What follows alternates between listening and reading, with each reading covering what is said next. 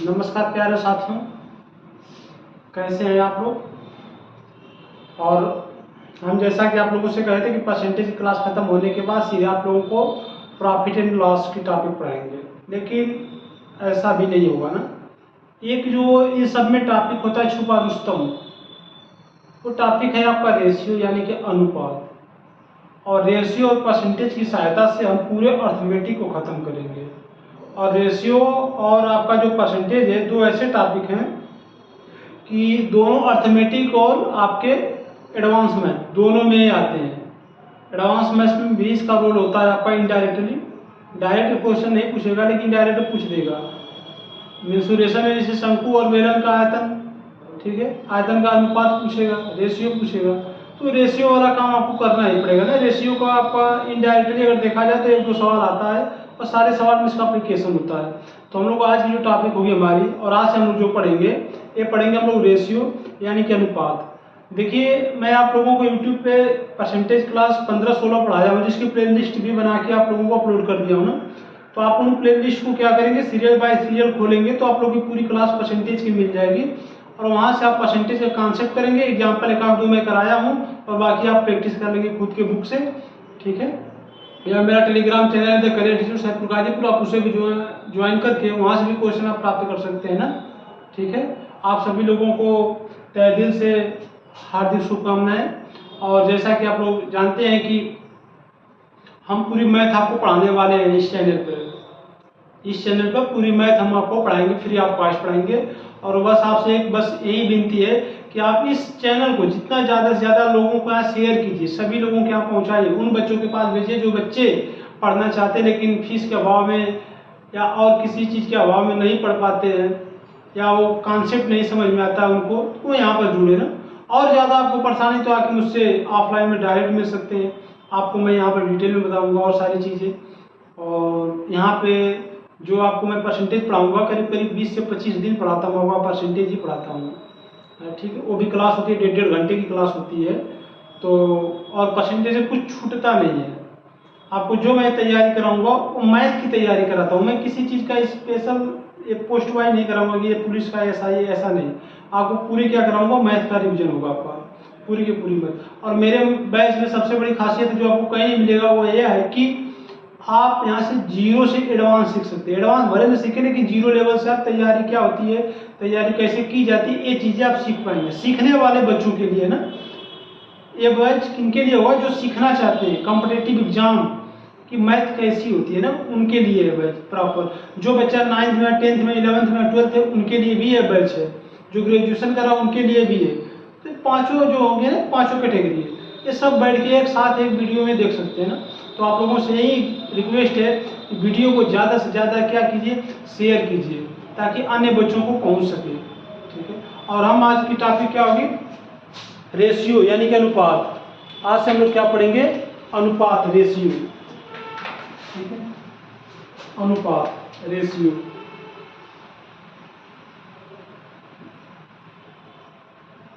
अनुपात, इसको इंग्लिश में बोलते हैं रेशियो। इसको क्या बोलते हैं इंग्लिश में, रेशियो। ये आपका नया टॉपिक होगा, आज से इसी को हम लोग शुरुआत करेंगे, अनुपात से, रेशियो से, ठीक है। बात समझ में आ रही है सभी लोगों को, आप बोलेंगे यस सर, ठीक है। देखो, अनुपात कुछ नहीं होता है, ये जो होता है अनुपात जो होता है ना, अनुपात जो होता है ये अंश और हर का जो होता है निम्नतम या शार्टेस्ट फॉर्म होता है, शार्टेस्ट या सबसे छोटा फॉर्म होता है। अंश और हर में कोई चीज है, अंश और हर में यानी कि बटे में कोई चीज है, तो उसका एक क्या होगा, शॉर्ट फॉर्म होगा, निम्नतम रूप होगा, ठीक है। जैसे मैं आपको बता दूं, जैसे मान लीजिए ये आप देखे होंगे कि ये 16/36 है ना, 16/36 है। देखो एक बात है इस क्लास की, कि पहली क्लास जो लोग देख रहे हैं इन्हीं को आगे की सारी क्लासेस समझ में आएगी, बाकी लोगों को पढ़ने नहीं पड़ेगी मैं क्या कर रहा हूँ, लैंग्वेज नहीं समझ पाएंगे। ये देखो 16/36 है, इसको आप बोलते हो अंश। इसको क्या बोलते हो आप, अंश बोलते हो, अंश। इसको क्या बोलते हैं आप, हर, अंश और हर इसको बोलते हैं। तो 16/36 है, तो इसको आप कैसे लिख सकते हैं, इसको लिखने का तरीका एक 16/36 लिखेंगे, एक इसी को हम लिख सकते हैं कि अंश वाले को हम पहले लिखेंगे, अंश वाले को पहले लिखेंगे, हर वाले को बाद में लिखेंगे। ये अनुपात का चिन्ह है, यानी कि यही रेशियो। तो 16 अनुपात कितना हो जाएगा, 36 हो जाएगा।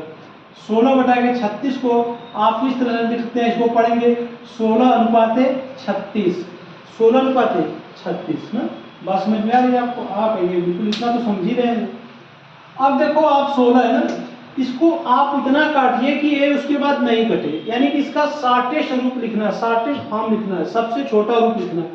देखिए 16 और 36 है, किसी एक संख्या से दोनों को आप काट सकते हैं। आप कहेंगे सर जी 16 को तो हम 4 से काट सकते हैं, क्योंकि हम 16 को लिखते हैं क्या है, 4 गुणे 4 लिखते हैं, और 36 को क्या लिखते हैं, 4 गुणे 9 लिखते हैं, लिखते हैं ना 4 गुणे 9, 4 गुणे 9। तो 4 से 4 कट जाएगा, तो क्या बचेगा, ये 4 बटे के 9 बचेगा। ये क्या बचेगा, 4 बटा के 9 बचेगा।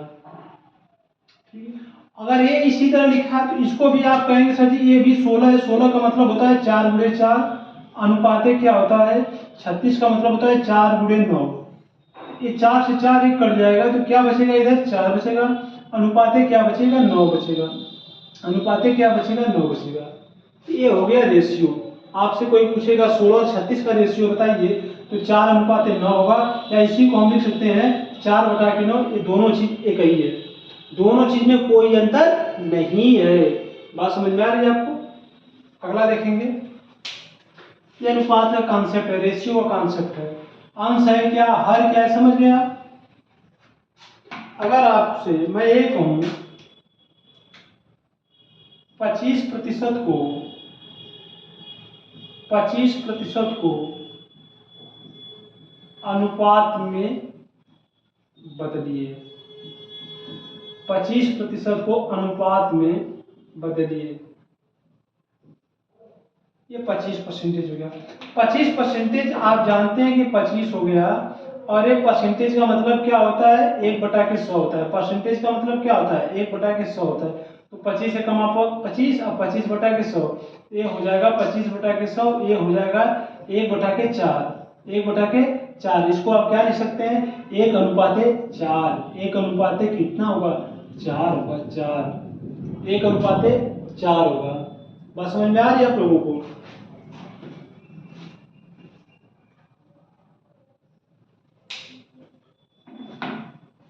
अगला एग्जाम्पल देखेंगे,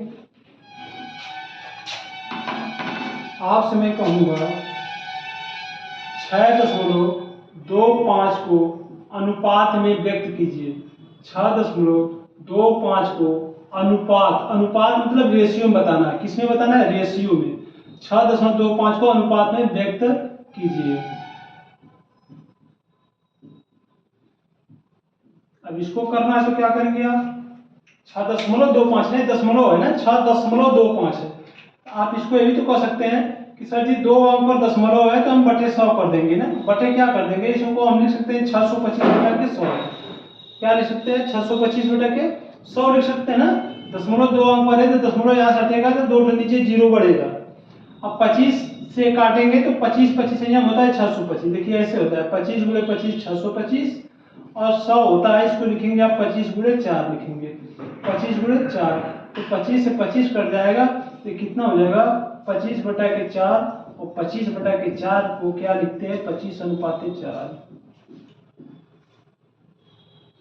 ठीक है, ये एक तरीका हो गया जो कि लंबा तरीका है। दूसरा तरीका, इसी सवाल को देखिए क्या होगा, ये है आपका 6.25 ना, 6.25 है। देखिए आपसे मैं कहूँ इसको पूर्णांक बनाने के लिए सबसे छोटी की संख्या से गुणा करेंगे, तो आप कहेंगे सर जी 4 से ना। इसको पूर्णांक बनाना है तो इससे मैं 4 से गुणा कर सकता हूँ, इससे गुणा करूंगा 4 से। आप कहेंगे क्यों, क्योंकि पूर्णांक बनाना होता है ना आपको, जो जब कभी भी अनुपात में बदलना होगा तो वो चीज़ किस में नहीं रहती है, वो दशमलव में नहीं रहनी चाहिए, बटे में नहीं रहनी चाहिए। ठीक है, ये अनुपात का नियम होता है। 6.25 अनुपात में नहीं है ना, ये क्या होगा, तो आप कहेंगे ये हो जाएगा, इसको हम पूर्णांक बदलेंगे तो 4 से गुणा, इसके नीचे देखिए 1 है, अगर कुछ नहीं रहेगा तो किसी भी संख्या के नीचे आप 1 मान सकते हैं, तो ऊपर नीचे 4 से गुणा कर दीजिए, ऊपर नीचे 4 से गुणा कर दीजिए, 4 से। तो 6.25 में गुणा करेंगे 4 से, तो 6 चौका 24, 25 चौका 100, तो 25 हो जाएगा, और 4 एकम कितना हो जाएगा, 4 हो जाएगा, तो 25/4 हो जाएगा, 25/4। ठीक है, ये अनुपात में व्यक्त करना है, इससे छोटा क्वेश्चन नहीं आता है।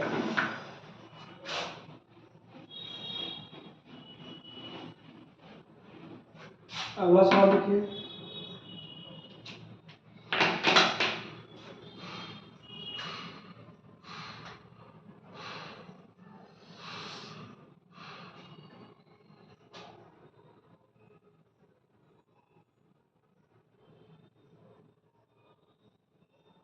पचास ग्राम और 100 ग्राम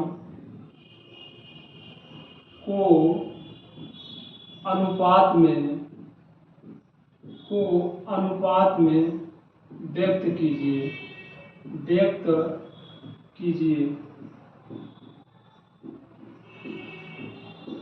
50 ग्राम और 100 ग्राम को अनुपात में व्यक्त करना। अनुपात का मतलब क्या होगा, अंश वाले, पहले जिसको कहा है उसको अंश में लिखेंगे। ठीक है, तो 50 ग्राम हो गया और ये क्या हो गया, 100 ग्राम हो गया आपका। अब ग्राम से ग्राम देखिए क्या हो जाएगा, कट जाएगा। और 50 से 100 कितने बार में कटेगा, 50 से कमा 50 और 50 गुना के 100, तो 1/2 आया। और 1/2 को आप क्या लिखेंगे, 1:2 लिखेंगे। देखिए जब भी रेशियो लिखेंगे, जब भी अनुपात लिखेंगे, उसका कोई मात्रक नहीं होता है। जब भी कोई रेशियो में चीज आप व्यक्त करेंगे, अनुपात में व्यक्त करेंगे, तो उसका कोई मात्रक नहीं होगा। इस बात को ध्यान दीजिएगा। और दूसरी बात, किसी भी अनुपात में किसी भी संख्या से गुणा कीजिए या भाग कीजिए, उस अनुपात पर, उस रेशियो पर कोई प्रभाव नहीं पड़ता है।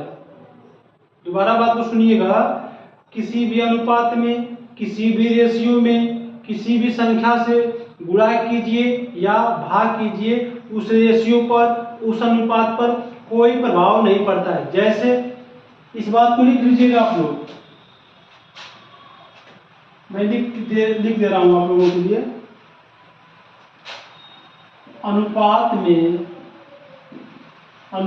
में किसी भी संख्या से, अनुपात में किसी भी संख्या से गुणा या भाग करने पर, अनुपात पर जो दिया है, अनुपात में जिसमें गुणा करें, अनुपात पर कोई प्रभाव नहीं पड़ता है। अनुपात पर कोई प्रभाव नहीं पड़ता है। आप कहेंगे सभी तो हम गुणा ही क्यों करेंगे ना, गुणा देखो हम अपनी आवश्यकता के अनुसार करेंगे। गुणा है ना, हम अपनी आवश्यकता के अनुसार करेंगे, भाग क्या होगा हम अपनी आवश्यकता के अनुसार कर लेंगे ना, कोई प्रभाव नहीं पड़ेगा। जैसे मैं आपको बताऊं, जैसे देखिए, जैसे इसी बात को आपको जैसे मैं दिखा रहा हूं, जैसे लिखिएगा, यह 4/7 है ना, 4/7 है। ठीक है, कोई दिक्कत नहीं दिक्कत। इसमें किसी का मन कर रहा है कि सर जी इसमें 12 से गुणा कर दीजिए, तो 12 से भी गुणा करेंगे तो नीचे भी गुणा करेंगे, क्योंकि रेशियो को बैलेंस करना होता है ना। रेशियो को बैलेंस करने के लिए जितना से अंश में गुणा किया जाता है, उतना ही से भाग में भी गुणा किया जाता है, सॉरी हर में भी गुणा किया जाता है। और जितना से आप भाग देंगे अंश में, उतना से ही भाग करेंगे हर में। जो करेंगे, चाहे गुणा करेंगे चाहे भाग करेंगे, दोनों में बराबर बराबर करना है, चाहे अंश में कीजिए चाहे हर में। नहीं केवल अंश में गुणा कर दो, नहीं, रेशियो को बैलेंस रखने के लिए हम ऊपर नीचे दोनों गुणा करते हैं। ऊपर नीचे क्या करते हैं, दोनों से गुणा करते हैं। ठीक है, तो आप कहेंगे यस सर। अब देखिए, अभी इससे पहले जब अनुपात ले रहे थे तो यही कर रहे थे ना, इसको काट दे रहे थे, तो कट जाएगा तो 4/7 बचेगा ना। कोई प्रभाव पड़ा, कोई प्रभाव नहीं पड़ेगा, चाहे जिससे मन करे उससे गुणा कीजिए। जैसे ये है 2 ये है और ये 3 है, मैं इसका अनुपात पूछूंगा तो क्या होगा, आप कहेंगे 2/3 होगा कि नहीं होगा।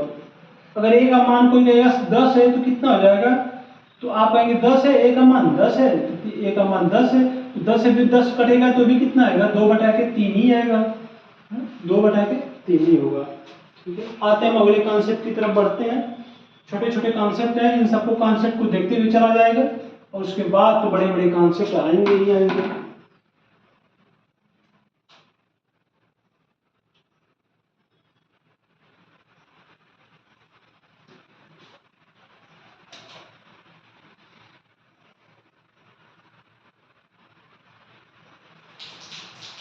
अस्सी पैसा और 2 रुपया का अनुपात क्या होगा।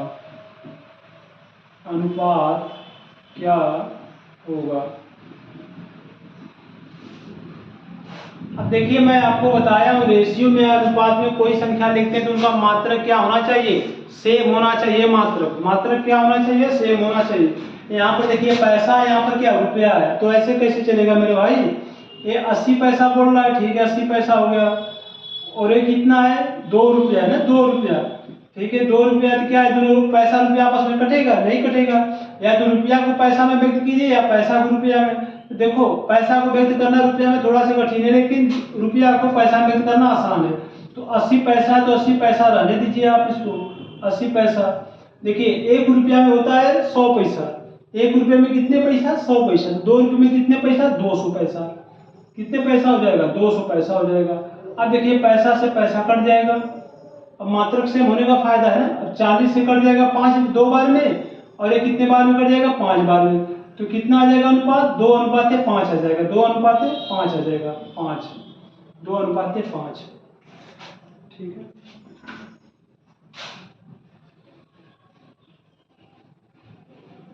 वीडियो को शेयर कीजिए, लाइक कीजिए और सब्सक्राइब कीजिए, बस यही करना है आप लोगों को, और ध्यान से पढ़ना है।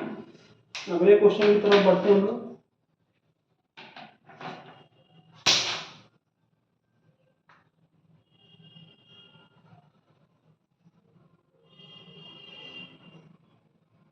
ए अनुपात बी का विलोमानुपात, ए अनुपात बी का विलोमानुपात।